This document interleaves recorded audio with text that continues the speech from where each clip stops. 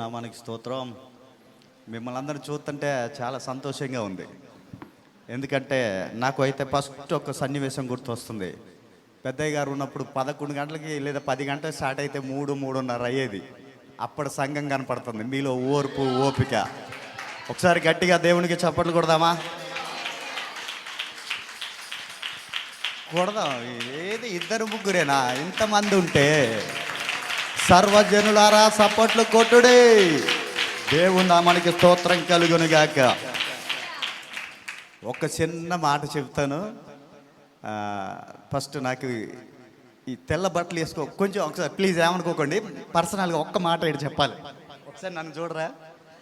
చూశారు కదా, భయానికి వేసుకున్న వాస్తవానికి. అయ్యగారు చెప్పిన మాట నాకు ఇట్లా ఫుల్గా వేసుకోవడానికి ఒక పావు గంట పట్టింది. ఇక్కడ పెట్ట. ఎందుకనంటే ఇంతగా సిద్ధపడటం నాకు అంతగా ఇష్టం లేదు. కానీ తప్పిపోయిన కుమారుడు తిరిగి రాగానే తండ్రి మెడ మీద పడి ముద్దులు పెట్టుకున్నారు. రే వాడికి వస్త్రాలు పట్టరా. బట్టలు బాగున్నాయా? వాడి మురికి పందులతో తిరిగి వచ్చాడు. వాడు పందుల వాసన కొడుతుంది ఒక ముక్క చెప్పాలంటే. రే రే రే రే తెల్లని వస్త్రాలు తీసుకురా, వాడికి ఉంగరం తీసుకురా, చెప్పులు కూడా అమ్ముకొని తాగిండోడు, చెప్పులు కూడా పట్టరా. ఇక్కడ కావాలి మార్పు. అయ్యగారు నాకు అస్సలు టచ్ అయింది. నాకు అది కిందికి మీదికి వేసుకోవడం కాదు, ఇక్కడ కావాలి మార్పు. ఒకసారి ప్రకటన గ్రంథం 7వ అధ్యాయం 13-14 వచనం చూడరా ఒకసారి. ఒక్క మాట చెప్పి ముందుకెళ్ళిపోదాం. ప్రకటన 7:13. తెల్లని వస్త్రాలు ధరించుకొని పరలోకంలోకి పోతే పెద్దలలో ఒకడు, వీరెవర్రా బాబరే, వీరెవరు అని యోహాను భక్తుని క్వశ్చన్ చేస్తున్న మాట అక్కడ. ఆయన అంటాడు, అయ్యా నీకే తెలుసు వీరెవరంటే గొర్రె పిల్ల రక్తంలో మహాశ్రమల ద్వారా వారి వస్త్రములు ఉతుక్కొని వేసుకొని వచ్చారు. అది తెలుపు, ఇది కాదు తెలుపు. మహాశ్రమలలో నుండి గొర్రె పిల్ల రక్తంలో ఉతుక్కొని రావాలా, అది తెలుపు. నువ్వు ఈ కాస్ట్లీ సోడాలో మిషన్లు వేయటం ఇంకేదో ఎబ్బెబ్బెబ్బే పొన్నూరు కద్దరో రామరాజు కాటనో కుదరదు. అసలు అదే తెలిపే కాదంటుంది ఆయన. గొర్రె పిల్ల రక్తంలో ఉతుక్కొని వచ్చినోడిది తెలుపు. ఒకసారి మంచిగా గట్టిగా సపోర్ట్లు కొట్టొచ్చుగా. దేవునికి ప్రతిదీ కూడా గుర్తుపెట్టుకోవాలి. దేవునికి వాస్తవానికి టైం అయిపోయింది, కానీ ఈ రోజుకు టైం లేదండి. అసలు పట్టించుకోవద్దు. ఎందుకో చెప్పనా, అంతోకింతో భోజనం చేశారు, ఒకటి అంతోకింతో మంచినీళ్ళు తాగారు, ఒకటి అంతోకింతో ఎనర్జీలోనే ఉన్నారు. మంచిది. అయితే ఒక్క 2 సాక్ష్యాలు ఈ 2-3 వారాల్లో నేను విన్నది. ఆదివారం నుంచి ఈ వాడికి 2 సాక్ష్యాలు నన్ను బలంగా. మొన్న పోయిన ఆదివారం రోజు కోదాడ దగ్గర హుజూర్ నగర్లో ఒక సభ ఉంటే పోయినాం. నాకు బయట కొంతమంది ఫ్రెండ్స్ ఉన్నారు, వారు పిలిచారు. అన్న నువ్వు రావాలన్నా అన్నారు. నాకు ఆరాధన చేయమని ఇచ్చారు. అందుకోసం చెప్పట్లే, గుర్తుపెట్టుకోండి, అందుకోసం చెప్పట్లే. కానీ అక్కడికి వెళ్ళిన తర్వాత ఒక సాక్ష్యం నన్ను అస్సలు కిందులు మీదులు చేసేసింది. ఆ సిచ్యువేషన్లో ఉంటే, ఆ పరిస్థితి మనకే వస్తే, మీకు అన్నాను, ఆ పరిస్థితి నాకే వస్తే అసలు అలా నిలబడగలుగుతామా అనిపించింది. ఒక తల్లి తండ్రి 3 సంతానం. మైక్ తీసుకుని ఆ తల్లి దగ్గర. ఒక తల్లి తండ్రి 3 సంతానం. అమ్మ కొద్దిసేపే ముగించేస్తారు. సాక్ష్యం ఎంత బలమైందంటే 3 సంతానం. పెద్దోడు, రెండోడు, చెల్లికి రెండోడు అంటే ప్రాణం. రెండోడు విశ్వాసంలో బహువీరుడు. తల్లిని తండ్రిని మార్చేశాడు, బాప్తీసం ఇప్పించేశాడు. ఈ పెద్దోడు చెల్లి నామకార్థంగా ఉన్నారు. సడన్గా ఒకరోజు రెండో యాక్సిడెంట్లో చనిపోయాడు. లారీ నడుపుతూ వాళ్ళ లారీ, కానీ లారీ తగలలే. లారీ ఆడబెట్టి దిగి కాళ్ళి నడిచిపోతున్న ప్రయాణంలో వెనక నుంచి ఒకటి వచ్చి కొట్టేసి చనిపోయాడు. ఆ చనిపోయే ముందు కూడా తన బైబిల్ ఇక్కడ పెట్టుకొని, ఇవన్నీ దెబ్బలు తలిగి ఇక్కడంతా నుజ్జు అయిపోయి ఇట్లా ఉంటే, ఆ నర్సు డాక్టర్స్ అన్నీ ఆ వస్త్రాలు కట్ చేస్తూ బైబిల్ తీసేస్తుంటే ఆయన చెప్పిన మాట అట, ప్లీజ్ బైబిల్ తీయకండి, బాబా ప్లీజ్ బైబిల్ తీయకండి. ఇంకా కొద్దిగా అయితే అన్కాన్షియస్ పరిస్థితి, రక్తం అంతా పోతూ ఉంది, లోపల బ్లీడింగ్ అవుతూ ఉంది. తను చెప్పిన మాట, ప్లీజ్ బైబిల్ తీయకండి. అని చెప్తే ఆయన కొద్ది మేలుకుతో ఉన్నంతసేపు ఉంచి తర్వాత వారు బైబిల్ తీసి చికిత్స చేశారు. ఆ తర్వాత ఆ కుర్రోడు చనిపోయాడు. చనిపోయిన తర్వాత జరిగిన అద్భుతం ఏంటయ్యా అంటే, పెద్దోడు చెల్లి బాప్తీసం తీసుకున్నారు. ఎప్పుడు 11వ రోజు ప్రేయర్ మీటింగ్ రోజు. ఏంటండి అది, ఒకని మరణం ఇద్దరిని రక్షణలోనికి నడిపించింది. ఒక్కసారి ఈ మాట చెప్పిన తర్వాత నువ్వు గట్టిగా చప్పట్లు కొట్టాలా. యేసుక్రీస్తు వారు చనిపోవడం ఇంతమందిని రక్షణలోకి తీసుకొచ్చింది. ఆయన ప్రాణం ఇంతమందిని రక్షణలోకి తీసుకొచ్చింది. ఆయన రక్తం నీకు నాకు రక్షణనిచ్చింది. ఆయన రక్తం పాపాన్ని కడిగేసింది. ఒక మనిషి ప్రాణం, ఒక మనిషి రక్తమే ఇద్దరికి మార్పును తెస్తే, పవిత్ర రక్తం, గొర్రెపిల్ల రక్తం, పాప జనం కొరకై చిందించబడిన రక్తం, ఏ పాపం లేకుండా మరియ గర్భమందు జన్మించిన వాని రక్తం ఎంతమంది మార్పును తీసుకొచ్చిందో ఒకసారి బిగ్గరగా స్తోత్రం చేస్తారా? అది ఇంకొక సాక్ష్యం ఏంటంటే, నిన్న మా బోనకల్ రోడ్లో నామవరం అనే ఊరు దగ్గర ఒక ఆరాధన సభ జరిగింది. దానికి కూడా నన్ను పిలిచారు. నన్ను రాన్న అంటే ఆటో తీసుకుని పోయే ముందు అమ్మగారికి చెప్పాను. అక్కడ కూడా సరే నన్నే ఆరాధన చేయమన్నారు. దాని గురించి చెప్పట్లేదు, మళ్ళీ గుర్తుపెట్టుకోండి. అక్కడ పోయిన తర్వాత జరిగిన సాక్ష్యం ఏంటంటే, అదే మందిరంలో జనవరిలో పెట్టాం మా బయట అందరు ఫ్రెండ్స్తోని. గంజాయి సాయి తెలుసుగా మనందరికీ, విజయవాడ బ్యాడ్ బాయ్ అంటారు ఆయన్ని పిలిపించారు అక్కడికి. జనవరిలో పెట్టాం. జనవరికి ముందు సాక్ష్యం ఏంటంటే, మేము వచ్చేటప్పుడు పాస్టర్ గారు చెప్పింది, అయ్యా 4 నెలలకి 5 నెలలకి ఒకసారి ఖచ్చితంగా యవనస్తులు, పిల్లలు, ఆడోళ్ళు కానీ మగోళ్ళు కానీ సూసైడ్ చేసుకుని చనిపోతున్నారయ్యా. మీరు ఆరాధన పెట్టిపోయిన తర్వాత ఇప్పటి వరకు ఒక్కడు చనిపోలేదయ్యా అన్నాడు. నాకు అనిపించింది అది దేవుని శక్తి. నడిపించిన మనమో, పెట్టిన నువ్వో, పాడిన నువ్వో, చేసిన నువ్వో కాదు. నువ్వు అక్కడ యేసు రక్తాన్ని ప్రకటించి వచ్చావు చూడు, అది మరణాన్ని ఆపేసింది. ఆ పాస్టర్ గారు చెప్పాడు, అయ్యా వాడు మేము అక్కడ ఉండగానే సర్వ్ చేస్తున్నాడు ఆ కుర్రుడు. ఆ అబ్బాయిని చూసావా అన్న అన్నాడు. చూశాను అయ్య గారు అన్న. వాడిని ఆపటం ఎవడి వల్ల కాదన్నాడు. ఒక్కసారి గంజాయి దాగి ఇంత ఇక్కడ పెట్టిండంటే అటు సైడ్ 30 మంది ఉన్నా అంత రెచ్చిపోతాడు, భయంకరుడు వాడు అన్నాడు. సాయి నన్ను పిలిపించి సాక్ష్యం చెప్పిన తర్వాత వాడు ఒక నెమ్మదస్తుడు అయ్యాడు అన్నాడు.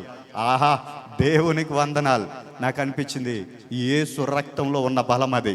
ఒకసారి బిగ్గరగా స్తోత్రం చేద్దామా? ఈ 2 సాక్ష్యాలు నన్ను అద్భుతంగా బలపెట్టాయి.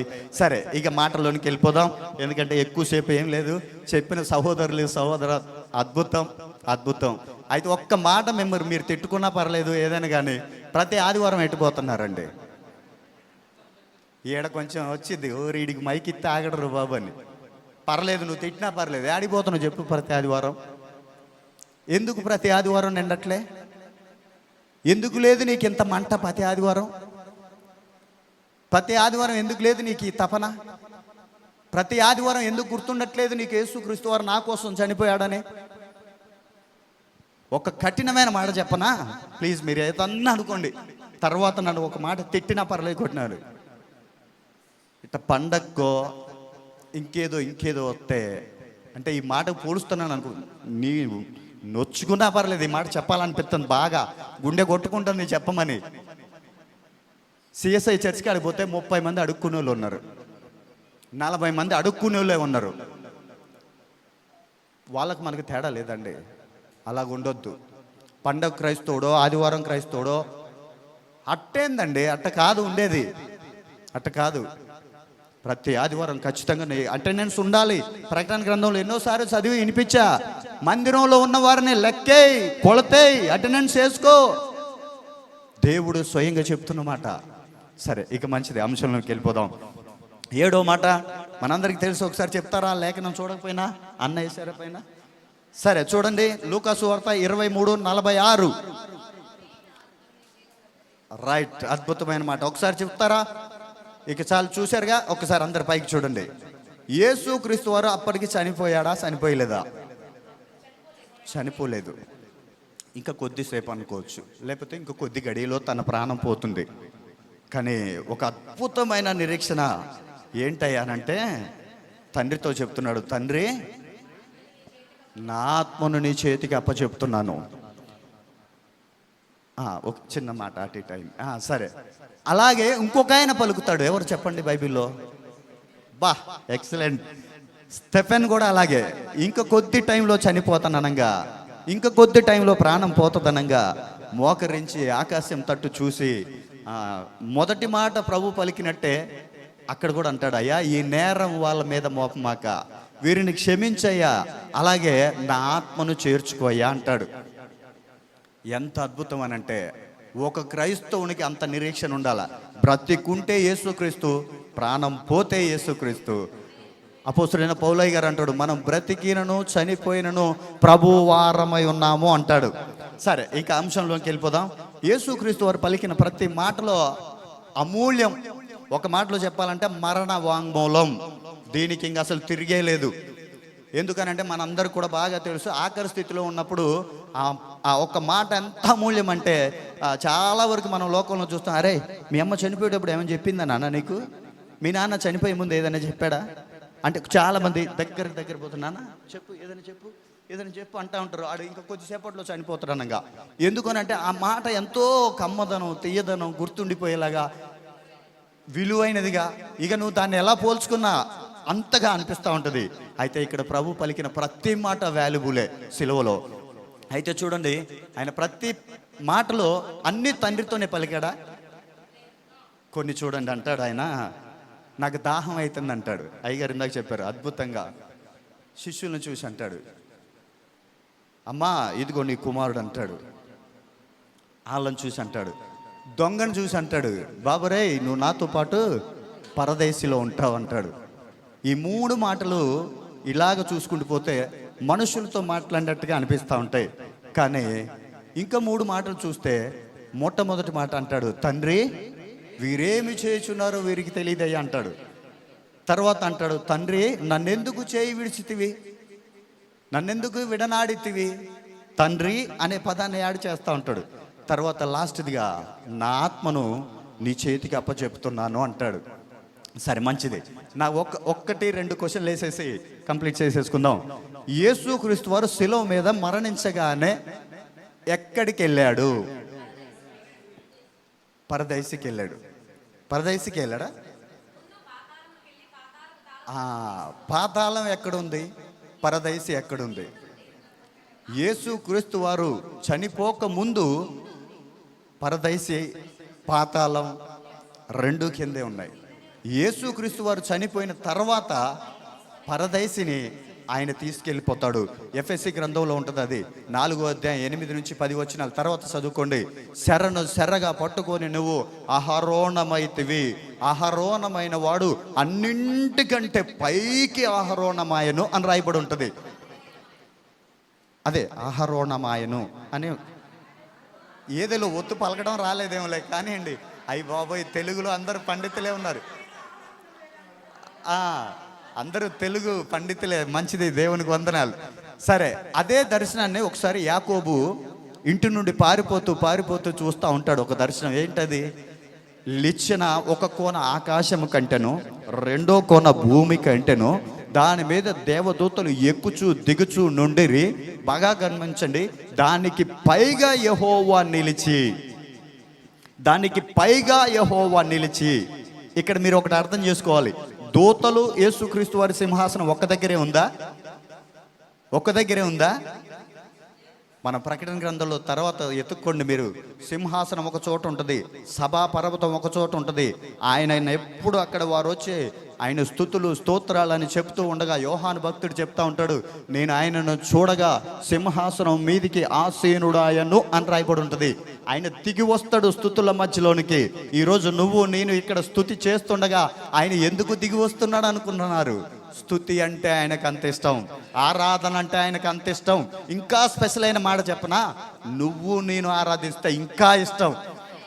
ఎందుకనంటే పౌలయ్య గారు చెప్తాడు, అసలు ఆరాధించడానికే నిన్ను చేశానయ్యా బాబు అంటాడు. పౌలయ్య గారు అంటాడు, నువ్వు చేయబడ్డదే ఆరాధించడానికి, నీకు ఏరే పనేం లేదుగా. నువ్వు కదిలిన మెదిలిన ఆరాధనే నీ నోట ఉండాలా, ఆరాధనే నిన్ను దేవునికి కలిపేది. బ్రదర్ సమయల్ గారు ఒక మాట అన్నాడు, యేసుక్రీస్తుని కలుసుకోవాలంటే ఏం కావాలట? యేసుని ప్రార్థనే కావాలా, ప్రార్థనే, ఇంక వేరే మార్గం లేదు. నువ్వు అసలు ఎట్టా పోయినా ఆయన్ని కలుసుకోలేవు, ఎట్టా పోయినా కలుసుకోలేవు. ప్రార్థన ఒక్కటే ఆయన నిన్ను కలుపుతుంది. సరే, ఇంకా చూసినట్టయితే పాతాళంలో ఎవరుంటారు? సరే, పరదేశంలో మనందరికి తెలుసు, అబ్రహాము రొమ్మున ఆనుకొని పేదవాడైన లాజరు ఉన్నట్టుగా మనకు తెలుస్తుంది. ధనవంతుడు యాతన పడుతూ అయ్యా కొంచెం నీళ్లు పోయండి అయ్యా అని అడుగుతూ ఉంటాడు. మరి ఇక్కడ చూసినట్టయితే పాతాళంలో ఎవరుంటారు? పాతాళంలో ఎవరుంటారు? స్పెషల్గా రాయబడ్డదండి. ఇక్కడ బాప్తీసం తీసుకున్న వాళ్ళు ఎంతమంది ఉన్నారు ఒకసారి చేయలేపుతారా? బాప్తీసం తీసుకోనోళ్ళు, బాప్తీసం తీసుకోనోళ్ళు అయ్యా మీరు నొచ్చుకోవాలని కాదు, కానీ లేఖనం కరెక్ట్గా ఉంది. ఎవరైతే బాప్తీసం తీసుకోరో వాళ్ళు ఖచ్చితంగా పాతాళంలో ఉంటారని రాయబడ్డది. బాప్తీసం తీసుకోకుండా నువ్వు ఒకవేళ ఇప్పుడే యేసుక్రీస్తు వారు వస్తే ఈ క్షణమందే, అది ఎప్పుడు వస్తుంది అన్నది ఎవరికి తెలియదు. రాయబడి ఉంది లేఖనం. ప్రభువే అంటాడు ఆయన ఎప్పుడు వచ్చేది ఎవరికి తెలియదు, దొంగ వలే వస్తాడు, కనీసం కుమారునికి కూడా తెలియదు అంటాడు ఆయన. ఒకవేళ ప్రభువే వస్తే అక్కడ క్లియర్గా రాయబడింది బాప్తీసం తీసుకుని వారే పాతాళంలో ఉంటారని రాయబడింది. యేస్కేలు గ్రంథం 31:18, 32:18 మీరు తర్వాత చదువుకోండి. అది బాప్తీసం లేని వారు అందులో ఉంటారని క్లియర్గా రాయబడింది. యాతన పడతా ఉంటారని క్లియర్గా రాయబడింది. వారి ఆత్మకు నెమ్మది ఉండదు అని క్లియర్గా రాయబడింది. ఒకవేళ నువ్వు యేసుక్రీస్తు నందు ఉండి విశ్వాసం ఉంచి బాప్తీసం అనుభవం, వాక్య అనుభవం అన్నింటిలో కలిగి ఉన్నవాడవైతే, పేదవాడైన లాజరు ఎక్కడున్నాడు? అబ్రహాము రొమ్మున ఆనుకొని, ఆహా ఆ నెమ్మదే వేరండి. ఆ నెమ్మదే వేరు. ఎంత స్వతంత్రం ఉండాలండి. అబ్రహాము ఎవరు? విశ్వాసులకు తండ్రి, దేవునికి స్నేహితుడు. మామూలు విషయమా? డిగ్రీలు ఆ క్వాలిఫికేషన్ మామూలు విషయం కాదు ఆయనది. అంతటా ఆయన దగ్గర పోయి ఏమంటే ఒక ఎమ్మెల్యే గారిని కలవాలంటే అంత దూరాన్ని పెడతారు నిన్ను. ఆగవా బాబు, ఓటెత్తి నీ ఒక్క ఓటుతో గెలిచాను అంటాడు, అంత దూరాన్ని పెడతాడు కదా. అలాంటిది దేవునికి స్నేహితుడు, విశ్వాసులకు తండ్రి అని పిలువబడిన వీరుడు, అలాంటి ఆయన రొమ్మున భేదోడు అక్కడ ఇక్కడ ఎంత హీనంగా బతికాడు లాజరు. అట్టంటే ఆయన్ని దేవదూతలు ఫుల్ ఎస్కాట్ జెడ్ కేటగిరీలో పెట్టుకొని వెళ్ళిపోయారు. మామూలు కాదు అసలు. ఆ తీసపోవటమే ఒక హై రేంజ్లో ఉంది. ఈయన కోసం కూడా వచ్చారు, ఈడ్చుకొని వెళ్ళిపోయారు. పెద్దయ్య గారు చెప్తా ఉంటాడు ఎప్పుడు, గుద్దుడు మామూలు గుద్దుడు కాదట. అది పరిస్థితి, బాప్తీసం లేనుడి పరిస్థితి అది. అమ్మా మిమ్మల్ని కావాలని ఉద్దేశం కాదు, చెప్పాలి, నేను ఇది చెప్పాలి ఖచ్చితంగా. ఎందుకనంటే యేసును కలుసుకునే మార్గం అదే. తల్లి బాప్తీసం ఇంకా లేట్ చేస్తే అపోస్తుడైన పౌలయ్య గారినే అననీయ భక్తుడు వచ్చి ఏమంటాడు తెలుసా? దర్శనం చూసిన ఆయన్ని, దేవుని పిలుపుకు దగ్గరలో ఉన్న ఆయన్నే అననీయ వచ్చి, నువ్వెందుకు తడువు చేస్తున్నావు బాప్తీసం? లేచి బాప్తీసం తీసుకొని నీ పాపాలు ఒప్పుకొని కడిగేసుకో. దేవుని సరాసరి చూడగలిగినోడు, దేవుని చేతిలో పట్టబడేటోడు ఇంకా కొద్దిగా ఆగితే భూలోకాన్ని తల్లకిందులు చేయబోయేటువంటి అపోస్తుడైన పౌలయ్య గారికే బాప్తీసం అవసరమైంది. నువ్వెంత చెప్పు సారు, ఎందుకు వాయిదా వేస్తున్నావు? ఎందుకు వాయిదా వేస్తున్నావు బాప్తీసం? ప్రభు రాకడ తెలీదు, మన ప్రాణం పోకడా తెలీదు. దయచేసి గమనించి ఈ విషయంలో.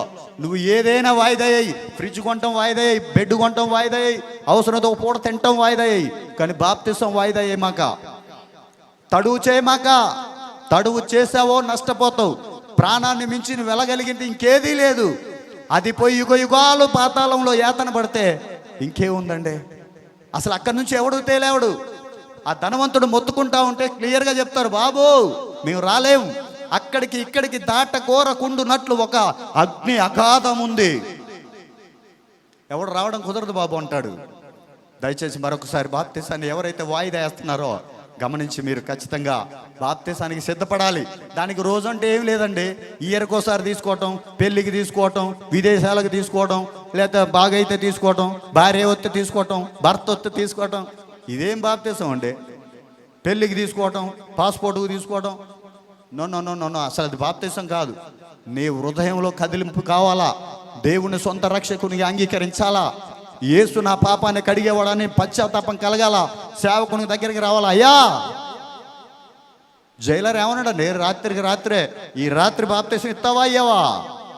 నేను చచ్చిపోతే నా ఆత్మకి ఎవరు? నువ్వే బాధ్యత. ఎంత నెక్కచ్చిగా అడుగుతాను తెలుసా జైలరు, నా కుటుంబాన్ని మొత్తానికి ఇవ్వు.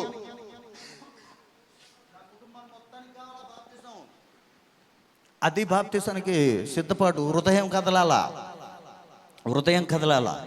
తప్పిపోయిన కుమారుడు ఎందుకు వచ్చాడు ఇంటికి? వాడు హృదయంలో మార్పు వచ్చింది వాడికి. అందుకని ఒకసారి మళ్ళీ గమనించి, యేసుక్రీస్తు వారు ఎప్పుడైతే చనిపోగానే ఆయన పాతాళంలోకి వెళ్ళిపోయి పాతాళం మీద అధికారాన్ని అంతటిని తీసుకొని అక్కడ చెరగా పట్టబడిన వారిని కొందరిని తీసుకొని ఆహారోణమాయి, ఈ మాట మళ్ళీ పట్టుకుంటారేమో మీరు, సరే సరే కొంచెం ఇదైతుంది, అలాగ పైకి పైకి పైకి అంటే రాయబడి ఉంది. అందుకని దయచేసి గమనించి ఇంకెంత మాత్రం కూడా బాప్తిసం విషయంలో ఎక్కడ కూడా నిర్లక్ష్యం లేకుండా, వాక్య విషయంలో కూడా ఎక్కడ నిర్లక్ష్యం లేకుండా ఉంటారని ఇంకొక మాట తెలియజేస్తూ తర్వాత నేను ముగించేస్తాను. అయితే ఇది చాలా ఇంపార్టెంట్ మాట. చెప్పబడిన ప్రతి దాంట్లో కూడా ఈ మాట ఖచ్చితంగా యేసుక్రీస్తు వారు వచ్చే సంగతి ఎవరికి తెలుస్తుంది, ఎప్పుడు తెలుస్తుంది, ఎలా తెలుస్తుంది? అసలు ఆయన వచ్చేదే తెలియదు అన్నారు కదా, మరి ఇంకెలాగ తెలుస్తుందండి? తండ్రికి మాత్రమే తెలుసు, కానీ ఆయన చెప్తాడా? దొంగ వలె వస్తానన్నాడు, కానీ కొందరికి చెప్తానన్నాడు, కొందరికి తెలుసు అన్నాడు. రైట్, మంచిది, దేవునికి వందనాలు, మంచిదే, రైట్. అయితే తెస్సలోనికే పత్రిక 4:16 ఉంటుంది, మీరు తర్వాత చదువుకోండి. ఆయన పరలోకము నుండి దిగి వస్తూ కొందరిని ఎమ్మటి పెట్టుకొని వస్తాడు, అదే పరదైసులో ఉన్న వారిని ఎమ్మటి పెట్టుకొని వస్తూ ఉంటాడు. ఇక్కడ చూసినట్టయితే కొంతమంది మహిమ దేహముతో ఆయన ఎదుర్కోవడానికి పోతూ ఉంటారు. మొన్ననో ఏమో సిస్టర్ గారు ఎవరో పాట పాడారు, మధ్య ఆకాశం అనే మాటని. అయితే అందులో ఆయన్ని మనం కలుసుకుంటాం. అయితే ఇక్కడ మనం చాలా జాగ్రత్తగా గమనించాల్సింది ఏంటి అంటే, ఆత్మకు చావు లేదు. ఎందుకు లేదయ్యానంటే యేసుక్రీస్తు వారి యొక్క ఆత్మని పాతాళం బంధించలేకపోయింది. అందుకే ఆయన అంటాడు కొరింథీ సంఘంలో, ఓ మరణమా నీ ముల్లెక్కడా, ఓ మరణమా నీ విజయం ఎక్కడా? పాతాళం యొక్క అధికారాన్ని ఆయన చేత పట్టుకొని ఆరోణమై పైకి పైకి అన్నింటికంటే పైకి వెళ్ళి మరలా ఆయన తిరిగి మనకు రానై ఉన్నాడు. కనుక ఈ యొక్క శుభవార్తను బట్టి ఒకసారి గట్టిగా దేవునికి చప్పట్లు కొట్టి గట్టిగా చప్పట్లు కొడదాం. ఎందుకు కొట్టాలంటే ఆయన మరలా రానై ఉన్నాడు, రాబోతూ ఉన్నాడు. ఎందుకయ్యా అంటే నిన్ను నన్ను నిన్ను మనందరినీ తీసుకొని వెళ్ళడానికి. కొట్టో గట్టిగా చప్పట్లు, కొట్టో గట్టిగా. దేవుని నామానికి స్తోత్రం కలుగును గాక. ఆయన మరలా రానై ఉన్నాడు. ఆనాడు యేసు పుడితే శుభవార్త ఎలాగనో ఈనాడు యేసుక్రీస్తు వారు మరలా తిరిగి రానై ఉన్నాడు. అదే గొప్ప శుభవార్త సంఘానికి. ఒకసారి మంచి స్తోత్రం చేద్దామా? 2 చేతులు ఎత్తి చేద్దామా? రైట్. ఇంతటితో నా మాటలు ముగించేస్తున్నాను. మిగతాయి దేవుడే నడిపించును గాక. ఒక చిన్న ప్రార్థన చేయాలని మనసు